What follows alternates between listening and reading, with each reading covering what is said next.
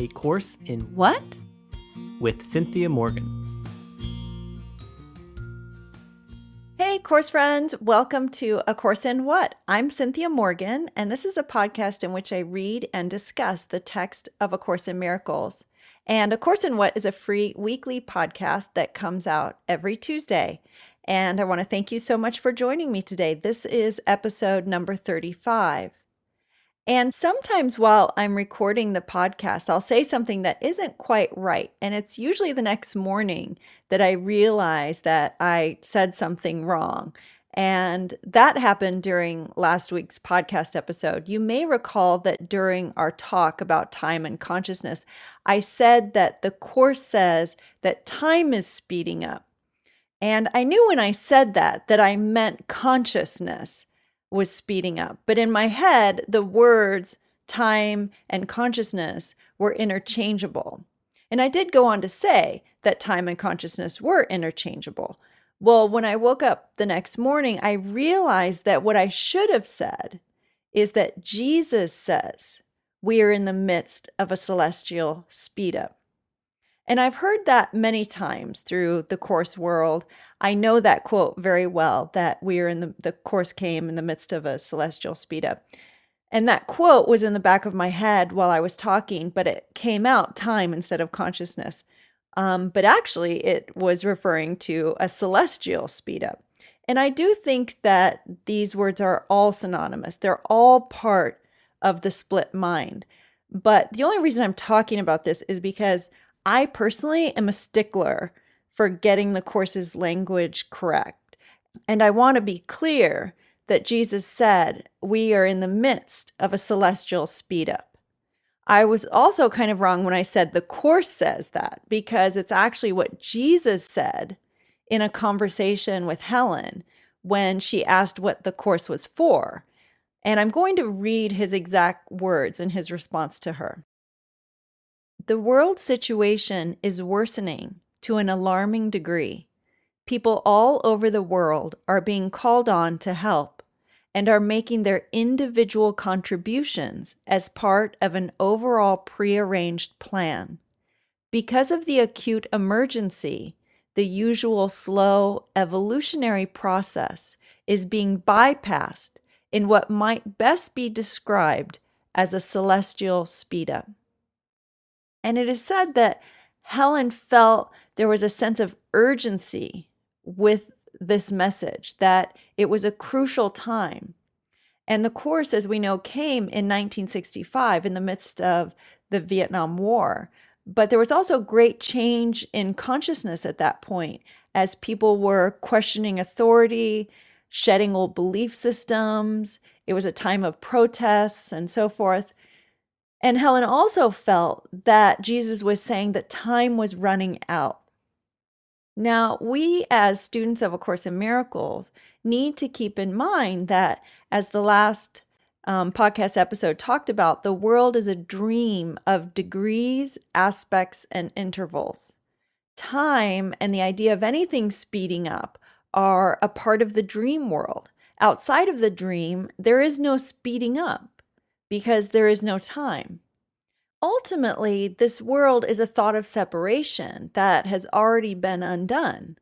The Course tells us that the carpet of time has been already rolled back up. So how can it speed up? It's already done. But those are the metaphysics of the Course. It's not our experience from within the dream.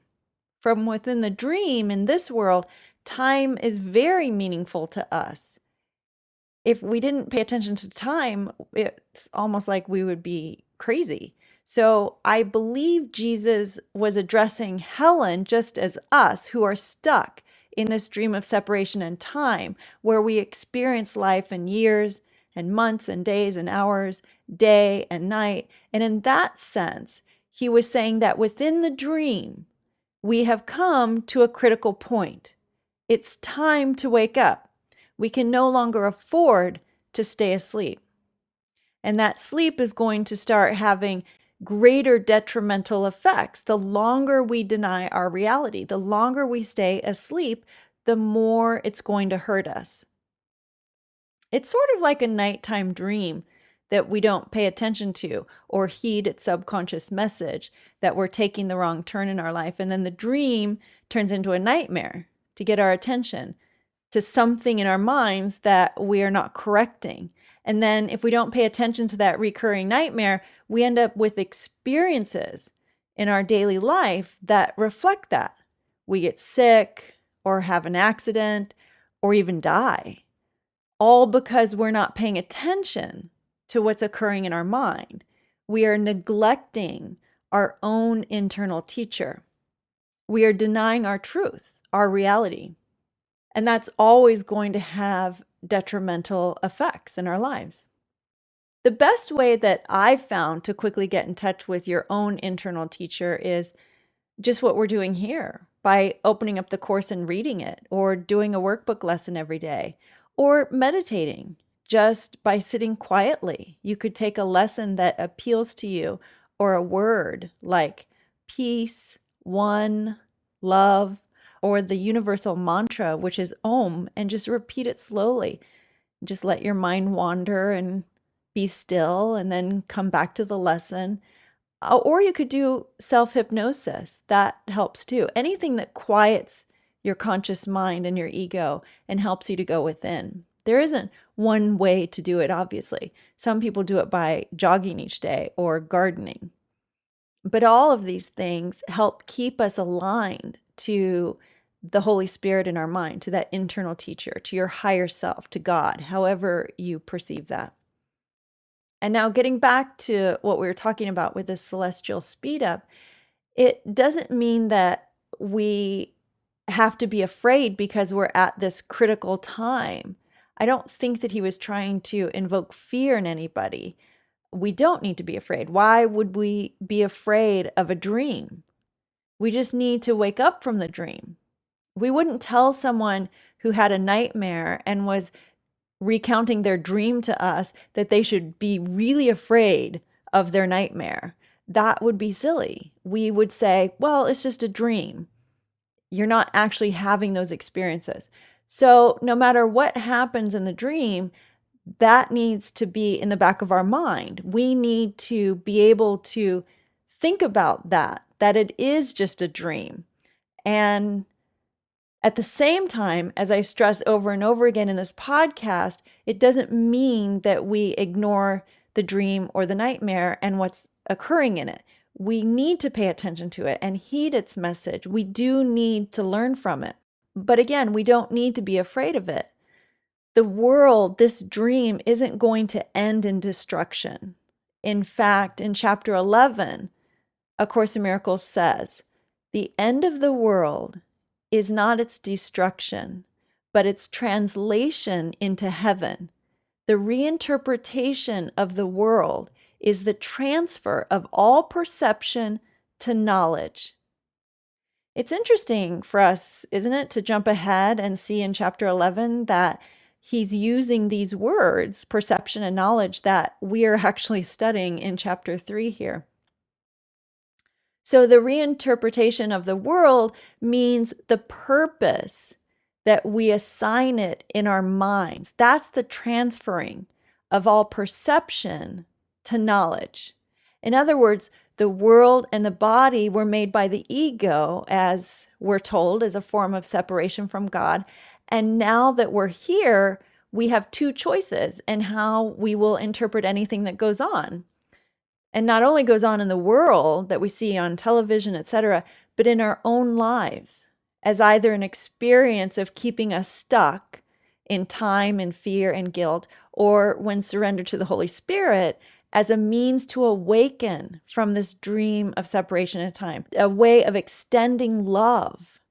Our job is to wake up each day. You know, you don't need to have like this career that you think is so incredibly meaningful. What's incredibly meaningful is how you approach your day, no matter what it is you're doing. If you're checking out groceries in a grocery line, that is a meaningful job as long as it's surrendered to the Holy Spirit in your mind. And that's everyone. It doesn't matter what anyone's profession is. Ultimately, that's all of our jobs, is to wake up each day. And by that, I literally mean get out of bed and recognize that the purpose of the day is to choose to allow the Holy Spirit to guide our thinking, no matter what happens to us that day. And that's what lesson 243, which comes to my mind, means. Today, I will judge nothing that occurs. And I'm just going to read that. It's short. Lesson 243. Today, I will judge nothing that occurs. I will be honest with myself today. I will not think that I already know what must remain beyond my present grasp. I will not think I understand the whole from bits of my perception, which are all that I can see. Today, I recognize that this is so, and so I am relieved of judgments that I cannot make. Thus do I free myself and what I look upon to be in peace as God created us. Father, today I leave creation free to be itself. I honor all its parts, in which I am included. We are one because each part contains your memory, and truth must shine in all of us as one. So we step back and let him lead our way each day. And that's what it means to let him translate for us. Having been stuck in the language of the ego and separation, which is the language that this world teaches and speaks, and everyone speaks, we need to have a translator for this other language. It is like learning a new language, the language of the Holy Spirit that we don't quite understand. He then reinterprets all of our experiences, which then lead us back to knowledge or heaven, back to where it all began. And that's what's meant by rolling the carpet of time back up. And we talked about that in the last podcast episode. So again, getting back to that critical point in time and history for this celestial speed up, things in this world are most likely going to get worse before people wake up. And that's just human nature. I see it in my office every day. New clients don't come to me as a hypnotherapist first. They come to me last. They always say, "You're my last resort. I've tried everything." And then either they figure, what the heck, I'll give hypnotherapy a shot because I'm desperate enough and I've got nothing to lose at this point. Or they've realized that after all the attempts to use the physical things to heal their issue, what the Course calls magic, they realize that the problem is in their mind. And really, all of those clients are just reflecting what we all do. We try everything in the world to solve our problems or make us happy, and it doesn't work. It's not lasting, it's not eternal. So then we eventually will come to a point of surrendering. And that's why we are studying the Course. We've tried everything else, but just like I love it when I'm a client's last resort, the Holy Spirit loves it when we've finally bottomed out, because it means we're ready to begin seeking the solution where the real problem lies, and that's in our mind. Again, getting back to what I was talking about, we can't stay asleep forever. Just as we can't stay asleep at night in our bed forever, there's a limit to how long we can actually sleep. We have to wake up and get on with it. Each of us has a crucial part to play in this awakening process. Each of us has our own part to do in our assignments, our experiences, our personal relationships, our professional relationships, those people we just bump into on the street. God himself is incomplete without us, the Course says. The sonship is incomplete without us. We have a mighty purpose to accomplish each and every day when we wake up, and that is to choose love over fear. We are actually healing the separation when we do that each day, to not be tempted today to see the world through the ego, through separation. When you choose the miracle, you make it so much easier for me to choose the miracle. Don't be deceived by the ego's perception of separation. There's only one of us here. And when you choose love and forgiveness, it's a huge win for everyone and everything everywhere. It's like you're pricking a hole in the balloon of the illusion and you're letting just a little bit of light in. And that's the only way that we will wake up. Nothing else is going to work. And that is your individual contribution that you must make, as Jesus tells us, to the overall prearranged plan. And it's prearranged because, again, it's already been done. Now we just need to choose that love in our mind. Okay, so let's move on and get a little bit of this reading done in chapter 3, The Innocent Perception, on page 42. And we are on paragraph 4, sentence 1.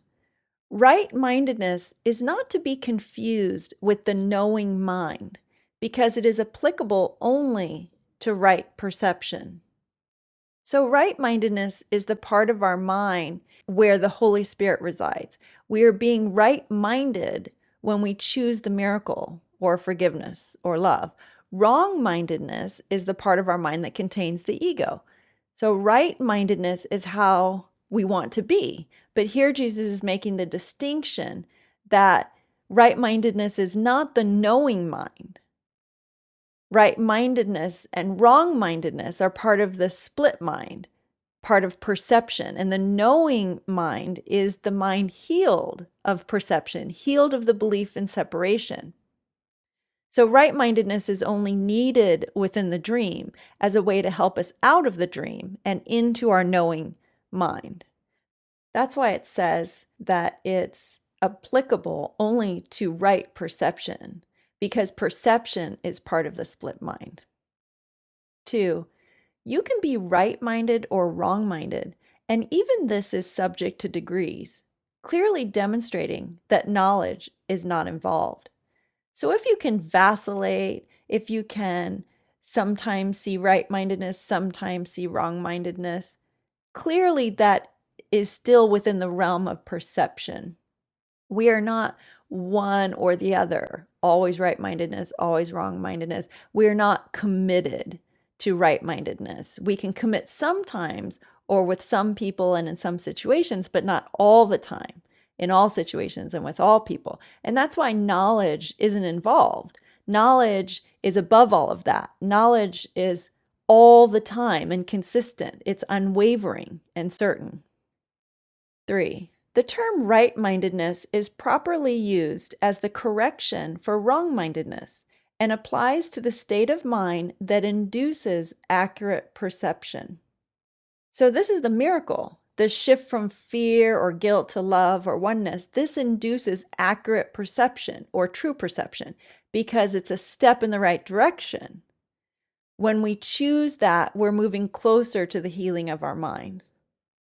4, it is miracle-minded because it heals misperception, and this is indeed a miracle in view of how you perceive yourself. Okay, so I just said that. It's a miracle in how you view yourself because all perceptions first begin with what you believe you are. So if you believe you're separate from God, if you're a body, if you're actually in this world, you will project that perception. And if you believe that your true reality lies outside of this world and you're at one with God, then you will understand why you're extending love. Paragraph 5, sentence 1. Perception always involves some misuse of mind because it brings the mind into areas of uncertainty. Perception, meaning when the mind is stuck in this world of space and time, the ego will always involve some misuse of the mind because it's not our true state. So anything other than that true state is a misuse of the mind. The mind was meant to extend love. 2, the mind is very active. So we all can attest to this. We recognize this in meditation, that our mind is very active. We recognize it at night when we're trying to go to sleep and we have a million thoughts in our head or we're making lists constantly. Our mind is always constantly chattering and it's vacillating between right and wrong mind. Our minds are processing and they become battlegrounds. 3, when it chooses to be separated, it chooses to perceive. So separate and perceive are synonymous. Once we chose the thought of separation, we then were perceiving the world. There was a perceiver and a perceived. 4, until then, it wills only to know. So until then, meaning until the separation, the mind willed only to know. It willed only to know because there was nothing else but to know. 5, afterwards, it can only choose ambiguously. And the only way out of ambiguity is clear perception. I find it kind of humorous that Jesus uses so many different synonyms to get his point across. He says right-mindedness, true perception, accurate perception, as in the other paragraph. And now here he's saying clear perception. It's as if he's saying, one of these ways that I'm saying this to you is going to jive with you. So the only way out is through changing our perception of what's going on. Once we change our perception, once we begin to choose love more and more and become clearer in our perception, it's like wiping that lens clean. Our lives become easier. Our lives will become more peaceful. Thus, the world will become more peaceful. There's no other way. It has to. 6, the mind returns to its proper function only when it wills to know. So only when you desire peace over fear or healing over depression or illness or anxiety or this world will you begin to heal. When your will is aligned with this desire, you will start to heal. 7, this places it in the service of spirit where perception is changed. This places it, meaning the mind, in the service of spirit. It's a form of surrender, as we talked about earlier. We've walked this path of separation long enough, and then we say, I'm ready for some new scenery. 8, the mind chooses to divide itself when it chooses to make its own levels. The mind became split when it had the thought of separation. That's when levels were introduced. 9, but it could not entirely separate itself from spirit, because it is from spirit that it derives its whole power to make or create. Again, there are limits on our ability to miscreate. We can only think or wish that we were separate. It can't actually occur. And because our mind is so powerful, when we think it, when we desire that, when we wish that separation, we can have an experience then of that separation just by our wish to do so. But separation is impossible. And then again, you see those words make or create. Make is always associated with the ego, or create is an extension of God, the Holy Spirit, the love in our mind. 10, even in miscreation, the mind is affirming its source, or it would merely cease to be. So even in making the absurd, which we've done, it's a reflection of our eternal mind's power to create or make. 11, this is impossible because the mind belongs to spirit, which God created, and which is therefore eternal. So this is impossible, meaning that the mind could ever cease to be, because only what God created is real. That is eternal. It's just, who are we surrendering our mind to now? To the Holy Spirit or to the ego? And so let that be our job this week, to wake up each day and to recognize that I only have one true purpose, and that is, to the best of my ability, to choose love over fear, to choose to have my perceptions cleaned, to choose the Holy Spirit in my mind. We will stop there for today, and we'll continue on with this section in the next podcast episode. Thanks again for joining me. And if you would like to stay in touch, we have a Facebook page for this podcast. It's facebook.com/A Course in What if you're on Facebook. I also have my hypnotherapy Facebook page, which is Cynthia Morgan Hypnotherapy. And I'm on Twitter. If you're on Twitter, Cynthia S. Morgan. And if you want to send an email with any questions or comments, that email address is acourseinwhat@gmail.com. And if you would like to say the summary of A Course in Miracles with me, that would be great. Nothing real can be threatened. Nothing unreal exists. Herein lies the peace of God.